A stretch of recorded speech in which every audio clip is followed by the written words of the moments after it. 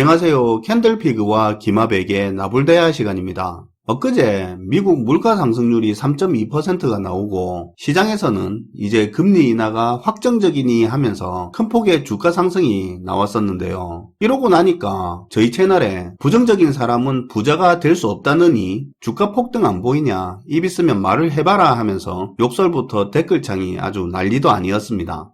저희 영상에 그래도 관심을 가지시니까 보실 텐데 그것조차 챙겨봐 주시는 점은 감사드립니다. 이번엔 또 며칠짜리 기대감이 될지 레파토리 좀 바꿨으면 좋겠는데 어쨌든 시장의 긍정과 기대를 가지고 수익을 추구하는 누군가는 시장에서 수요를 만들어내는 거고, 반면에 시장에서 손 털고 빠져나오려고 하는 또 다른 누군가에게는 이 기대감 가진 사람들이 만든 수요가 또 반드시 필요하겠죠.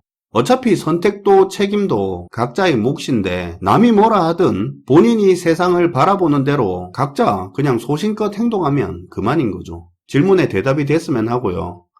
이번에 진짜 의미 있는 보고서가 하나 있었는데요. 부동산 투자 관련 커뮤니티에서 이걸 두고 난리였다고 하는데 어떤 내용이었는지 한번 들어보도록 하겠습니다. 반갑습니다, 김하백님. 네, 안녕하세요. 엊그제부터 부동산 투자 카페랑 각종 커뮤니티를 중심으로 한 보고서 때문에 난리가 났었는데요. 내년에 부동산 가격이 드라마틱하게 폭락할 거라는 굉장히 이례적인 보고서가 한 국내 증권사를 통해서 발표가 된 겁니다. 근데 이게 사실 내년이라고 하면 얼마 남지도 않았고 그렇게 먼 이야기도 아닌데 증권사가 종목 하나 매도 의견도 쉽게 못 내는 그런 환경에서 이런 보고서가 나오는 게 좀 신기하더라고요. 그쵸. 이게 사실 굉장히 의미 있는 일인 게 부정적인 전망을 했다는 게 포인트가 아니고요. 사실 증권사 같은 경우에는 건설사하고 연관돼서 PF 대출이나 브릿지론 등으로 이해관계가 엮여 있는 관계라서 특히 주식이나 부동산 같은 이런 자산 가격을 노골적으로 하락 전망한다는 것 자체가 되게 힘든 일이고요. 어찌 보면 굉장히 용기가 있어야 할 수 있는 일입니다. 그러니까요. 네, 리포트를 보면 이렇게 나와 있는데요. 지금 주택가격 변동의 주요 변수가 바로 금리인데 근데 아직 이 부동산 가격에 그동안 오른 금리가 온전히 반영되지 않았다는 겁니다. 그러면서 현재 금리 상태의 장기 유지와 내재 수익률 그리고 안전자산 수익률의 역전 상태를 감안하면 내년 집값이 절반 가까이 크게 떨어질 거라는 거예요. 어렵게 들리는데 그냥 간단하게 이야기하면 무슨 말입니까? 네, 이게 무슨 말이냐면 쉽게 말해서 지금의 고금리 상태가 장기간 유지될 걸 감안하고 지금 안전자산인 국채금리가 많이 높은데 이런 시장금리가 높은 부분을 감안해서 보면 장기적으로 부동산 가격이 대략 현재 대비 최대 30% 그리고 지난 2021년에 부동산 가격이 최고점을 찍었었는데 그때 최고점에 대비해서는 최대 50%까지 집값이 떨어질 거라는 전망입니다. 고점 대비해서 부동산 가격이 50%나 떨어진다고 했다 그 말이죠.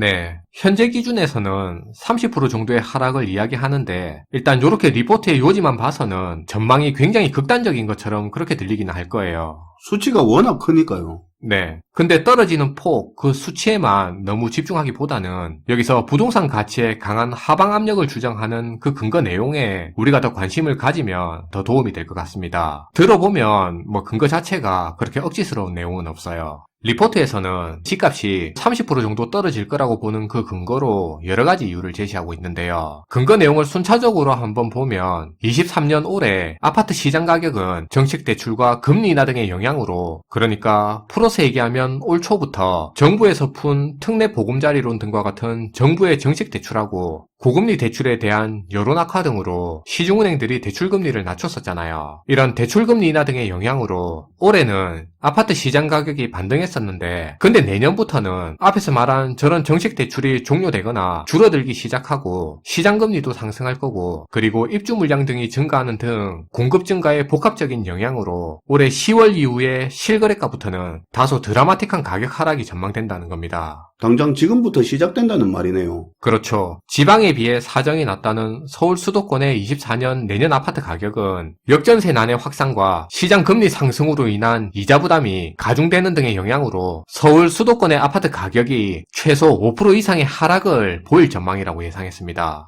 그리고 개인적으로는 다음에 나오는 이 부분이 굉장히 중요한 부분인 것 같은데, 보통 우리가 집을 살 때 주택담보대출을 받으면 고정금리 플러스 변동금리이거나 아니면 완전 그냥 변동금리인 상품이잖아요. 보통 5년 고정금리 많이 하죠. 이후로 변동으로 바뀌고. 네. 그래서 그 기준으로 보면 부동산 시장에서 내년 2024년이 어떤 해냐면, 팬데믹 전 지난 2019년도에 이때 당시 기준금리가 1.75%였습니다. 지금은 기준금리가 3.5%고요. 그러니까 기준금리가 지금보다 딱 절반이 낮은 상태였죠. 그래서 당시 기준금리가 1.75%였던 19년도에 이때 고정금리 플러스 변동금리로 집을 샀던 매수자의 금리가 내년 2024년부터는 변동금리로 전환되는 해라서 금리 부담 압박이 내년부터 급증할 거라는 겁니다. 안 그래도 주변에 실제로 이런 이야기 하는 사람 많습니다. 저금리 때 대출을 받았었는데 내년, 내후년부터 변동금리 적용을 받아서 이자가 배 이상 늘어날 거 그거 걱정해가지고 그래도 좀 여력이 되는 사람들은 그 사이에 최대한 중도 상환하려는 사람들도 꽤 있긴 하거든요. 네. 아마 19년도에 집을 사신 분들은 대부분 대출금리가 2.5, 2.7% 같이 2% 중후반대에서 받았을 것 같은데, 그렇게 받은 대출금리가 내년부터는 4, 5%대까지 뛸 거라는 거죠. 그러면서 리포트에서는 주택 가격이 고점을 형성했던 시기에 집을 주로 산 계층이 2030 세대라는 걸 위험 요인으로 지적하고 있습니다. 특히 지난 1.3 부동산 대책 이후로 정부가 대출 규제를 완화하고 정책 대출 금리를 낮춤으로써 이들 2030 세대의 주택 매매 비중이 급격히 늘었는데, 기본적으로 2030 세대는 다른 연령층에 비해서 이자 상환 여력이 부족한 세대라서 내년부터 금리 상승에 따른 원리금 부담 증가로 신용 리스크가 상승하기 시작하면서 이들 2030 세대가 지난 고점에서 집중적으로 매수한 집들이 부동산 가격 하락의 트리거가 될 전망이라는 겁니다. 보고서에서는 없는 이야기이긴 한데, 실제 이틀 전에 통계청 자료에 기반해 나온 기사 내용을 보면 팬데믹 때 집을 산 2030 세대 중에 10만 명 가량이 다시 집을 처분했다고 나오고 있어요.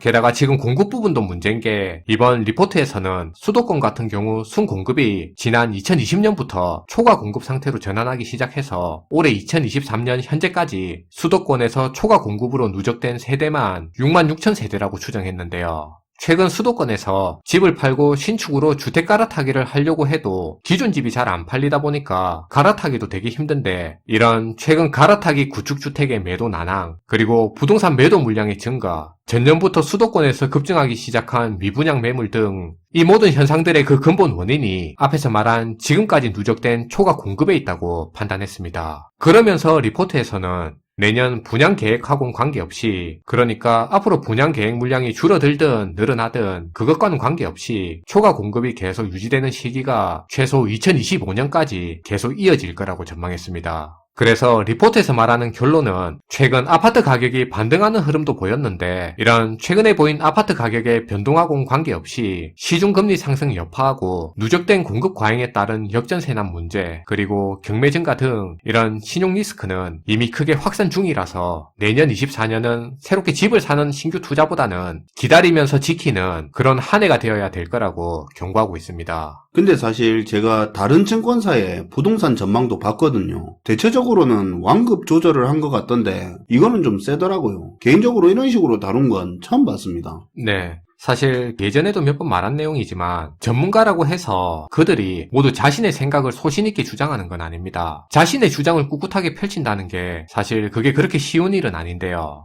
물론 전문가들이 지금 자기가 차지하고 있는 그 자리에 따른 이해관계적인 측면도 있겠지만, 그런 이해관계적인 면을 배제하고 보더라도 자신이 공식적인 전문가로서 지금 그 위치에 오르기까지 얼마나 많은 노력과 시간을 들여왔겠습니까? 그런 만큼 자신의 전문성이 의심받는 주장이나 흠이 가는 분석 내용을 웬만하면 그들은 하지 않으려고 합니다. 그래서 보통 취하는 행동이 이런 건데요. 다른 여러 전문가들이 내놓는 주류 의견에 편승하는 주장이나 전망을 내놓는 경우가 되게 많은데요. 왜냐하면 나중에 혹시나 자신의 의견이 틀린 것으로 드러나더라도 어차피 다수의 주류 의견이 틀린 거기 때문에 거기에 묻어갈 수 있기 때문입니다. 반대로 맞추면 맞추는 대로 그건 그거대로 또 업적이 되는 거고요. 그리고 이 방법 말고도 여기서는 이렇게 말하고 저기서는 또 다르게 말해서 자신의 전망을 양방향으로 말하는 경우도 있는데요. 그랬다가 나중에 드러나는 결과에 맞춰서 마치 자기가 원래부터 그런 주장을 계속 해왔던 것처럼 그렇게 행동하는 거죠. 아무튼 그러다 보니 개인적으로는 전문가로서 정확도 높게 분석하고 예측하는 그런 전문 능력도 물론 중요하겠지만